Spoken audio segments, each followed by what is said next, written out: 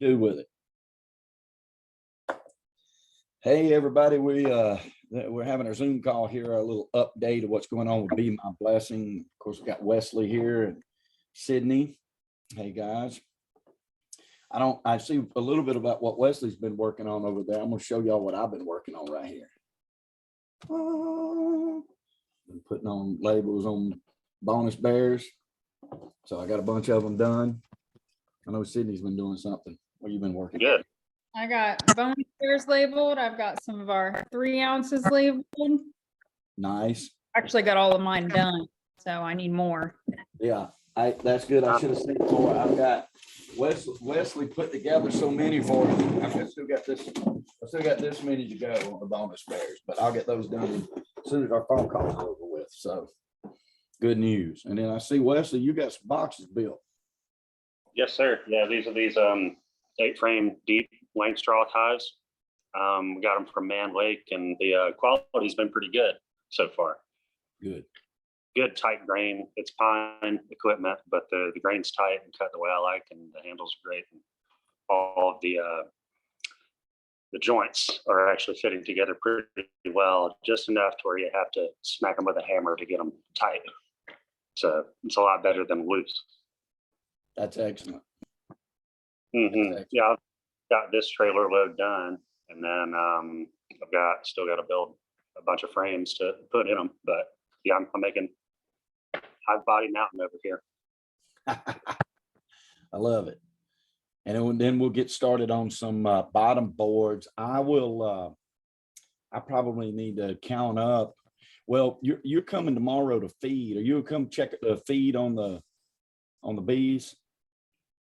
Yes, sir. Yeah, I actually kind of wanted to show you. I was experimenting. So usually I make this sugar candy for the winter in pie pans because they and inside a bucket. But I was like, I wonder if I could use these large cookie sheets. So I actually have one right here. And it turned out fine, but as you can see, it's a little crumbly on the top. Not ideal, and a little harder to kind of manipulate and break into pieces you want. So I think I'm going to go back to the pie plate. But either way, I've got plenty of candy. I've got plenty of pollen substitute ready to go. Excellent. A little bit kind of like dry Play-Doh. So I've got like a whole half of a 5-gallon bucket full of that right now. So yeah, I'll just go through hive to hive, and I'll determine how much I think they need. Yeah, the last thing I want to do is just give beetles food. So it's kind of just eyeballing it. Yep. So we'll have an update tomorrow on if we've suffered any more attrition. Hopefully that stuff that you fed them last time, maybe even rallied them if we're lucky. Yeah.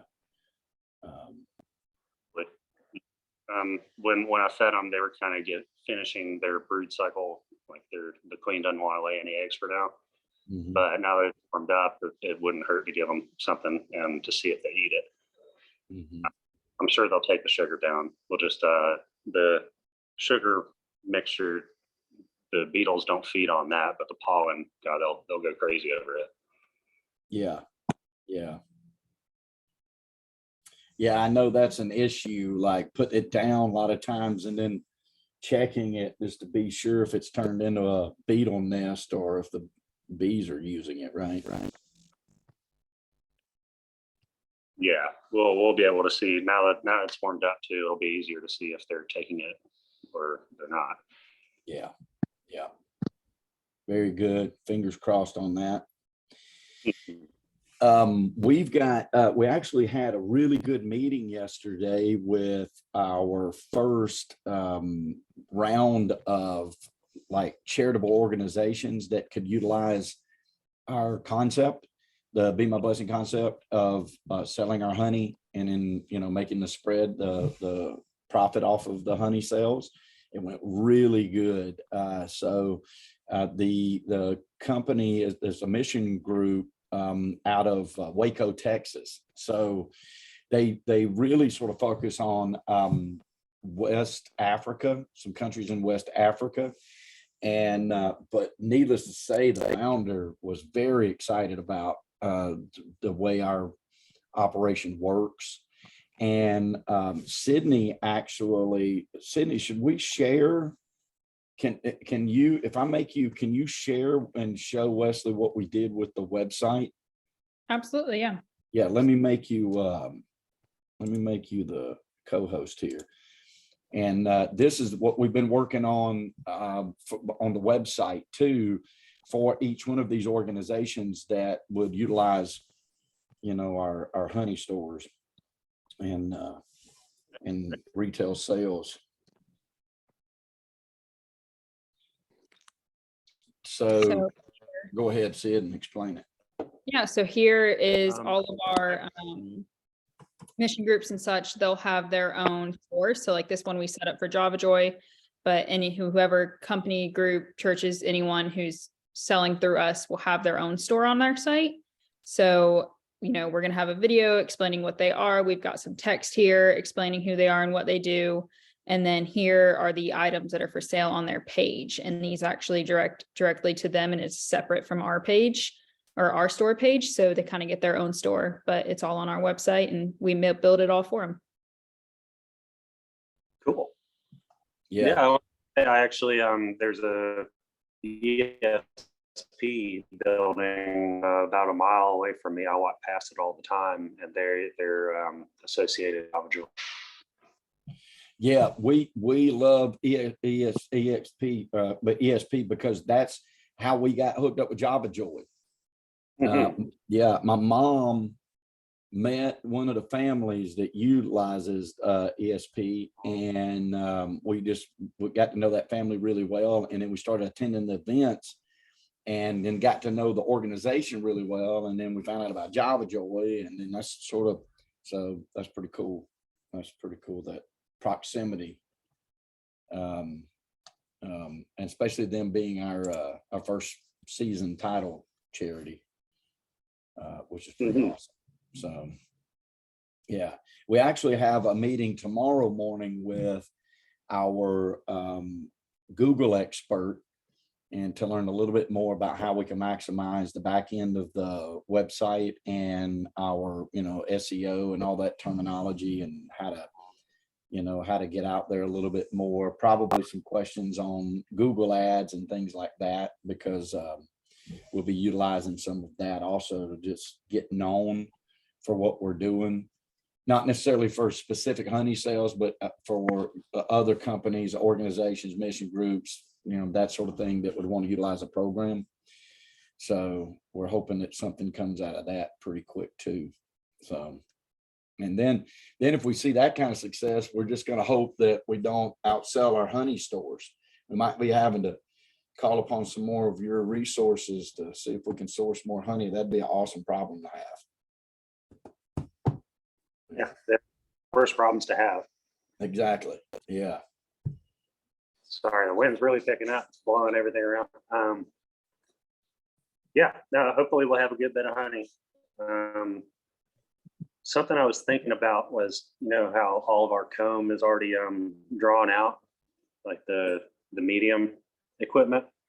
Yep. I was wondering if I might experiment with taking that comb that's ready for queens to lay eggs in, or for food to be put in, and just knocking the end bars off of the frame, or just pulling the foundation out and then rubber banding it into a couple of deep frames. Because if I took those fully drawn combs that are medium and put them in a deep plain straw hive, they're going to draw out the bottom, and it's probably going to be drone comb, which is also another idea, because you can scrape the drone comb off and there goes half your mites. But I have them to have like at least one frame of already drawn for when the packages arrive. So it's just a thought having in my head. I was like, we probably could use the medium frames. We just have to pop that foundation out carefully and then insert it into a deep frame, and then they'll just kind of draw it out from top to the bottom. Yeah, that's actually a good idea, probably. you know. Of course, Brian, anything for mite control, just throw a frame or two in every deep and then scrape that off. And it's actually great fishing bait. I didn't know that, but it sort of makes sense. It makes actual really good sense. And Yeah. we've got the frames, we've also got some of those drone frames that we ordered, that we can utilize some of those. I can't remember how many of those we bought. I think we're going to use those for the queen rearing starters and finishers, aren't we? Yeah, I mean, it'd be great to have something like that. But if we get ahead of the game, there's no reason we couldn't split a colony every colony at least once this year. Okay. Even if they're starting from packages, as long as we give them some feed, they'll draw. They have a natural instinct. Once you give them sugar syrup, they want to draw out more comb. So hopefully we can just stimulate them and feed them all the protein they need, and they'll just go crazy as long as the queen is laying like she's supposed to. Yep. Has room. That's a good plan. I like it. And then the other thing that Sydney and I've been working on is we reached out to some of our groups in the local area of Jefferson. We talked to the city because it's a honeybee city, and the mayor, the councilman, at least one councilman, they had floated the idea that maybe we could utilize some of the city property that's just sitting vacant right now and put some beehives on it.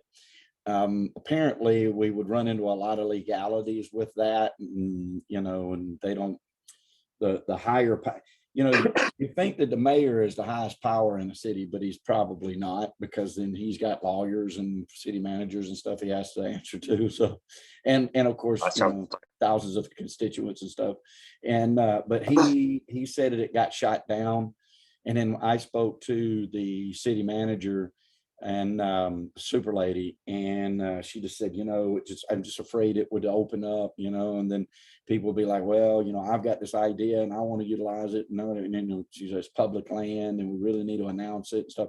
So I was like, me and Cindy was like, well, let's just find a private owner, and we've got like 3 different suggestions from people, so that we're going to be making those phone calls too, so we can put some hives here in Jefferson that would be good to utilize. And then of course we still have Bee Sweet Farms and Commerce, and then because I think you had said you like the idea of sticking about 40 to a plot, right?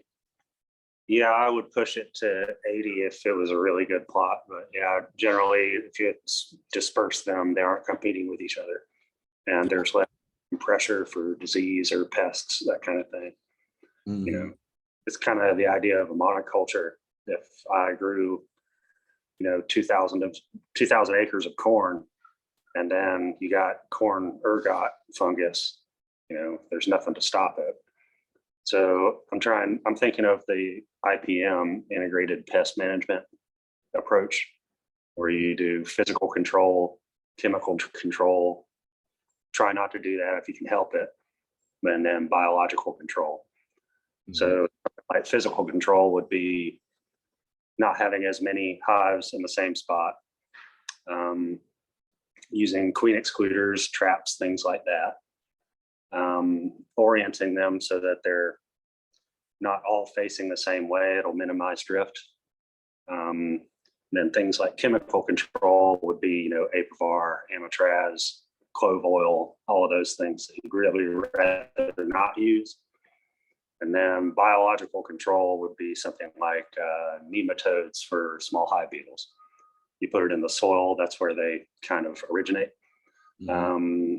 And then there's the metarhizium mycorrhizal studies, where they're using fungal extracts that aren't exactly on the market yet, but hopefully sometime soon they'll be, dealing out their myco honey.